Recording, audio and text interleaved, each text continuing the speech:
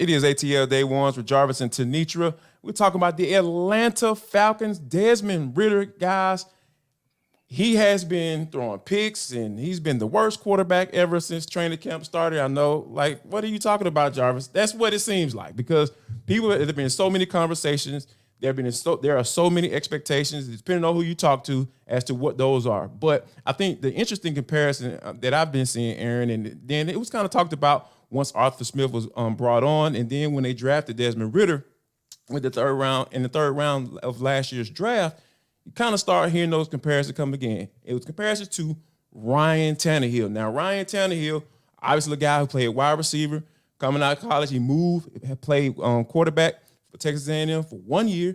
Then he got drafted by the Miami Dolphins, and he was kind of average quarterback. But he had one of his best years in 2020 with Arthur Smith calling the plays. He had like 33 touchdowns and like 7 picks. So, had some of his best numbers of his career, threw for like over 3,800 yards. So my question to you, Aaron, when you think about what your expectations levels are for Desmond Ridder, do you start to kind of think about Ryan Tannehill and look at some of his numbers saying, okay, if he plays like Ryan Tannehill did up under Arthur Smith, is that going to be enough to get them that NFC South division so they can ride up into the playoffs? I would say, I think if he plays like Ryan Tannehill played in Tennessee, yes, that should win them the division pretty easily. Tannehill was very, very good in that Titans offense. Obviously, we know Derrick Henry was kind of the number one option in that offense, but that connection between and Ryan second Tannehill, option too. That connection between Tannehill and AJ Brown and Corey Davis led to their passing attack. While it wasn't the main thing you were focused on in that offense, they were very efficient and effective, like one of the top red zone offenses. And so if you can get that out of Desmond Ridder, that's, to me, definitely a playoff team. I guess for me, I don't know if I expect Desmond Ridder to be that level of Ryan Tannehill at that point in Tannehill's career, because Tannehill had started like 90 games by that point he got to Tennessee, had been in the league for like 6-7 years, right? And so, like, I don't know if I would hold Desmond Ridder basically in what is an extension of his rookie year to play at the level, even as mediocre as we say Ryan Tannehill was in Miami, to play at the level of sort of peak Ryan Tannehill in Tennessee when he was like in year 8 of his NFL career. So I kind of expect more of like Desmond Ridder being more of like the Miami Ryan Tannehill, right? And I think with the pieces around him, that still might be good enough to get in the playoffs, but obviously the margin for error is going to be a lot bigger. Like, instead of getting like 30 touchdowns or whatever, like I'm thinking more like 20, 22 type of touchdowns for Desmond Ridder. And as long as he can, limit the turnovers and move the chains on third downs and be able to put the ball in the end zone, in the red zone, when they're not handing the ball off to Bijan Robinson or Tyler Algier or Cordero Patterson, I think that's going to be good. That's going to be their formula for success. So I don't know if you're going to see the eye-popping numbers for Ridder this year, but I do think he can just be good enough. Like, the good version of Ryan Tannehill in Miami, I think, is what you're looking for, which was, I think, had like one winning season, if I'm not mistaken there. And like, that's going to be what you're looking for in Desmond Ridder this year. Now, once he gets that year under his belt and gets comfortable in the offense and you start to see some of these young pieces grow, then I think next year we might be able to talk about 2020 Ryan Tannehill for Desmond Ridder. But I don't know if I would expect that from him, basically in his rookie season.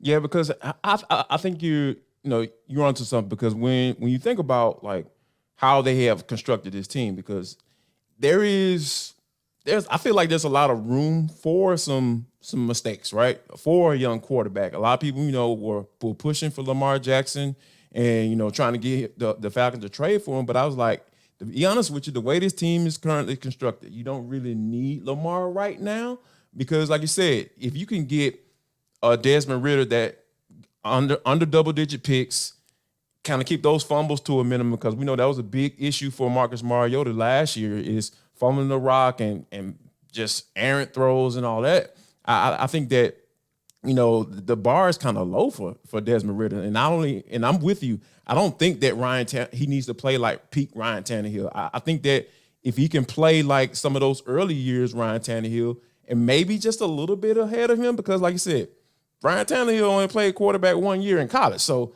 like, a guy playing wide receiver, 1 year, played wide receiver most of his career in college and played quarterback for 1 year.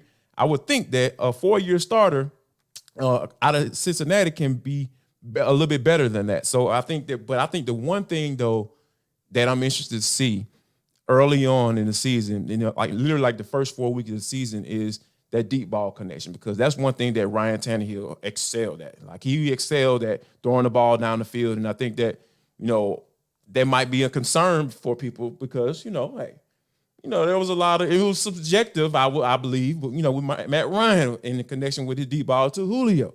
So I don't think people want to go through that. I don't think they want to do 2+7 and see that 9 out there not being able to connect with 5 or connect with 8. Because last year, we saw that too. Like Marcus Mariota was awful throwing the football. Like I think he was one of the worst quarterbacks in the NFL in 20+ yards throws downfield. So that's something that I feel like I'm gonna have my eye on. But do you feel like he can be that guy to make those connections downfield? Yeah, I think he can. I think the issue we're going to run in with Desmond Ridder is because of all these expectations are all over the place, and he's going to be the next Jalen Hurts, he's going to be the next Ryan Tannehill, he's going to be the next Dak Prescott, he's going to be the next, I don't know, Jacoby Brissett, whoever else people are throwing out there. There's not going to be that much room in a lot of people's eyes for him to grow. Like I think people are just automatically assuming he's going to be the fully formed version of whatever you think he's going to be. And so for me, it's like, okay, when we get to September, like I'm sure there's going to be ups, I'm sure there's going to be downs. And I think the area that we need to keep in mind is like what he is in September is not necessarily what he's going to be in December and in January, and then what he's going to be the following year. So I agree with you. Like that connection on the deep ball is going to be pivotal. But at the same time, even if it doesn't get off to the fastest start in the season, I don't think we should be like, oh, well, he stinks and he'll never get it. And it's just like, well, you have to build rapport and timing and all these things with your receivers.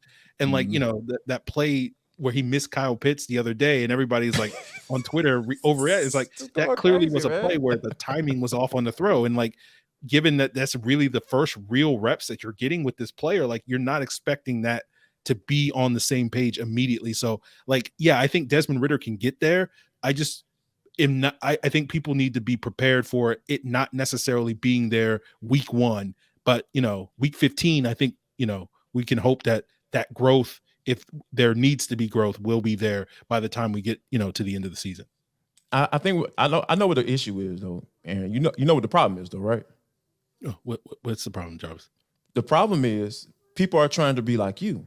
Because you're the Falcons prophet. You know what I'm saying? Like you throw things out there, 6 to 7 to 8 months in advance and say, what, hey, this is what's about to go down. Like y'all don't see it, I see it, and here's what it is. And those things actually come to fruition. You know what I'm saying? But not all jokes aside though, I think that people don't have any patience. And when it comes to football, man, like it's not that hard. Like you just gotta do it over and over and over again until you get it. Like now, true enough. The great ones, you're going to see it early and often, right? But like in Arthur Smith's offense, you don't really need a great quarterback in order for them to be successful.